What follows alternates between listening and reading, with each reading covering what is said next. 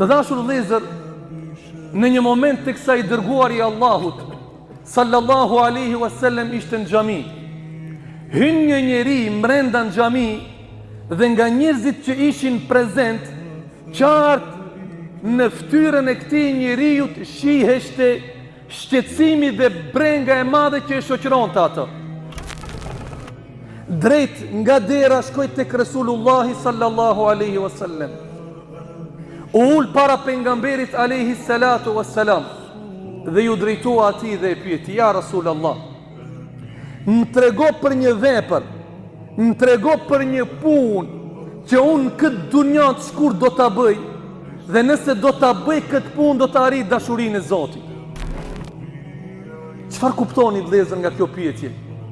Ky njeri që erdhi tek i dërguari i Allahut, brenga, halli dhe mërzia e tij ishte një punë që do ta bënte në këtë dunja, e cila punë do t'ja mundësonte atij që Allahu dhul xhelal ta donte atë.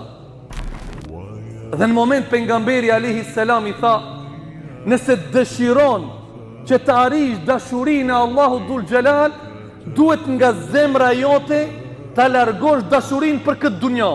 Nga se vëllezër, është e pamundshme të arrihet edhe dashuria e Allahut ndaj neve, në ndërkohë që ne të jemi të angazhuar me dashurinë e kësaj dunjaje, të fokusuar në këtë dunja. Pa dashur të keq kuptohemi, dashuria ndaj dunjos nuk do të thotë kur një person punon shumë, kur një person bën parë shumë, kur një person ka arritje të mëdha shumë.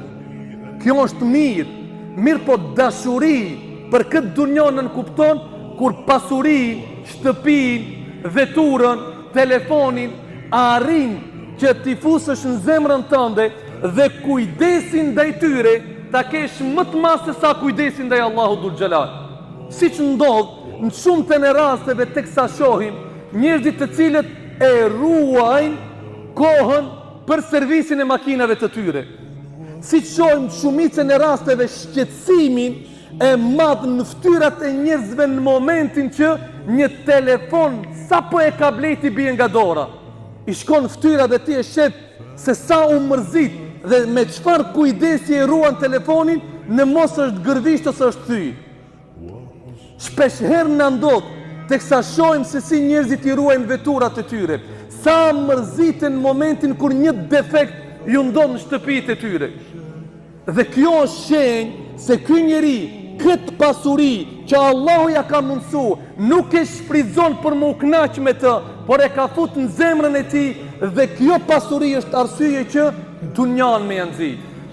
Dhe kur njeriu tani mërzitet për shtëpinë, për veturën, për pasurinë, për punën dhe për shumë gjëra tjera, imagjino, ashtu si e ruan kohën e servisit makinës, ashtu si e ruan kohën ose kujdesin për shtëpinë, nëse do të kujdesesh për ta ruajtur kohën e namazit. Nëse do të kujdesesh që ashtu siç e ruan mos t'i del nga xhepi telefoni i tij për t'i rënë në tokë, a e mendoni vëllezër dhe motra, si do të ishte gjendja e jonë në momentin kur do të kujdeseshim që mos na del nga goja tona ndonjë fjalë që do të arrinim hidhrimin e Allahut dhul xhelal. Andaj tha, tregom një punë që do ta bëj, edhe kjo punë do t'jetë shkak që Allah të më donë mu.